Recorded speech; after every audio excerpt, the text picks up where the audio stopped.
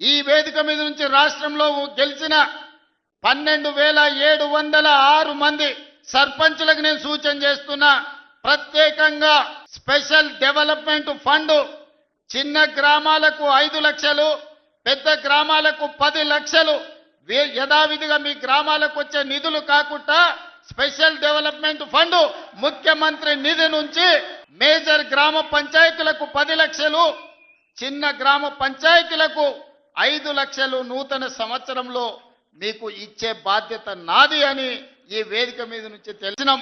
ఇవాళ మీ గ్రామంలో ఎవరికైనా రేషన్ కార్డులు రాకపోతే గ్రామ సర్పంచులందరికీ విజ్ఞప్తి చేస్తున్నా, ఇల్లు తిరగండి, పేర్లు రాసుకోండి, ప్రతి ఇంటికి రేషన్ కార్డు ఇచ్చే బాధ్యత రాష్ట్ర ప్రభుత్వం తీసుకుంటుంది. దాంతో మీకు గ్రామాల మీద పట్టు పెరుగుతుంది. ఇవాళ చెప్తున్న మీడియా మిత్రులారా రాసుకోండి, 2029 ఎన్నికల్లో 2/3 మెజారిటీ మన సీట్లు ఒకవేళ 119 ఉంటే 80కి పైగా సీట్లతోని 2029లో మా ప్రభుత్వం ఏర్పాటైంది. ఒకవేళ 153 సీట్లయితే 100 పైగా సీట్లతోని 2/3 మెజార్టీతోని తెలంగాణలో రెండోసారి కాంగ్రెస్ ప్రభుత్వాన్ని తెస్తాం. ఇది మా సవాల్. నువ్వు కాదు కదా నడుముకు రాయి కట్టుకొని ఆడ ఉన్న మల్లన్న సాగర్లో దుంకి చచ్చిపోతావు. మల్లన్న సాగర్ కాకపోతే రంగనాథ సాగర్ల మెడకు తాడేసుకొని ఊరేసుకొని చచ్చిపోతావు. చంద్రశేఖర్ రావు గారు, నన్ను గెలకకు, నేను అన్ని చూసిన. ఎక్కని అని పాపన వాడు పోతాడు, పోని మనం మంచి పని చేయాలి. దేవుడు శిక్ష ఇచ్చిండు. నేను ప్రమాణ స్వీకారం చేసినాడే కూలబడ్డాడు, నడువిరిగింది. ఇంతకంటే పెద్ద శిక్ష నేను జైలు వేసినా అయ్యేదేం లేదు. ఆయననే ఫామ్ హౌస్ను ఒక బందీఖానగా మార్చుకొని చుట్టూతో నా పోలీసులే ఉన్నారు, లోపల ఆయన ఉన్నాడు. చెర్లపల్లికి పంపించినా చెంచల్గూడకు పంపించినా గదే అవుతుంది కదా. ఇక తిండి బరువు నాకు ఎక్కువ అవుతుంది. అదొకటి. లోపల చెర్లపల్లి చెంచల్గూడ పెడితే ఆయన తిండే తినికి మళ్ళీ ఆయన ఏదైనా కావాలంటే అది అయితే సర్కార్కి ఎక్కువ ఖర్చు అవుతుంది. తిండి ఆయన సంపాదించేది ఇన్నా ఫామ్ హౌస్లే ఒక బందీఖానగా పెట్టుకొని చుట్టూతో మన పోలీసులే పహారా కాస్తున్నారు.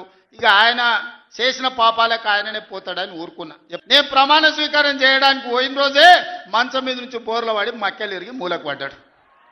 ఇక ఆయన నిన్నొచ్చి పెద్ద మనిషిలాగా మంచి చెప్తాడేమో అనుకున్నా. తోలు తీస్తా అని అన్నాడు.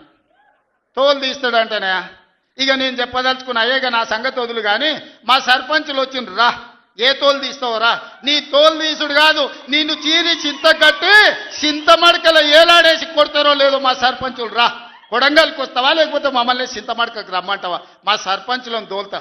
సోయి లేని మాటలు, స్థాయి లేని విమర్శలు. ఒక్కటన్నా అక్కడికి వచ్చే మాట మాట్లాడిండా?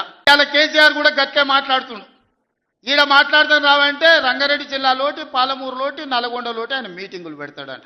నువ్వు మీటింగులు పెట్టకపోతే సంతలో పోయి బర్లను కాసుకో, మేము వద్దంటున్నామా? మాదేం పోయింది? నీకు పొద్దు పోకపోతే మా కల్వకుర్తి సంతల్లో, కొడంగల్ సంతల్లో, ఇట్లకెళ్ళ మా ఎడ్ల సంతలు బొచ్చడు ఉన్నాయి. మత్తల్లో కూడా లేదు. పెబ్బేర్లో పెద్ద సంత ఉన్నది, పసల సంత. పోయి ఆడ పసల కాడ పోయి బర్రం కాసుకోపో, నేను వద్దంటున్నానా? నాదేం పోయింది? నీకు ఎట్లాగూ పని లేదు, ఖాళీగా ఉన్నావు. ఖాళీగా ఉన్నాడు పోయి ఆ పెబ్బేరు సంతలో బర్రెలు కాసుకోపో, బర్రెలు కొనుక్కోపో, నేను వద్దాడుతున్నా. ఆయన కొడుకు చెప్తున్నాడు, మైకు ముందలకు వస్తలేడు ఆయన, దాచుకున్నాడు ఆయన. నీ ముఖం ఎప్పుడైనా చూసుకున్నావు అద్దంలా? పేడమూతి బోడిలింగం, నువ్వు కూడా నా గురించి మాట్లాడతావా? నీవెంత, నీ స్థాయి ఎంత? అయ్య పేరు చెప్పి బతికటోనివి నువ్వు, ఆంధ్రలో గుంటూరులో గుడివారిలో చదువుకున్న నువ్వు, నీకేం తెలుసు తెలంగాణ గురించి, మా పౌరుషం గురించి? నువ్వు కాదు, మొత్తం నీ జాతినంతా తెచ్చుకో. ఎట్లా తెచ్చుకుంటావు? ఏడికి రావాలనో చెప్పు. మా ఊరు అన్నారా, మేమన్నా మీ ఊరికి వస్తాం. ఎవడు భయపడుతుండో సంగతి తేలుస్తా. వెనకట్టుకో. ఈ అవ్వ లాగులో తొండలు ఇచ్చి కొడతా బిడ్డ నేను అనుకుంటున్నావేమో. నా సంగతి ఇంకా తెలియదు. మీ నాయనని అడిగి ఇంటికి పోయి చెప్తాడు.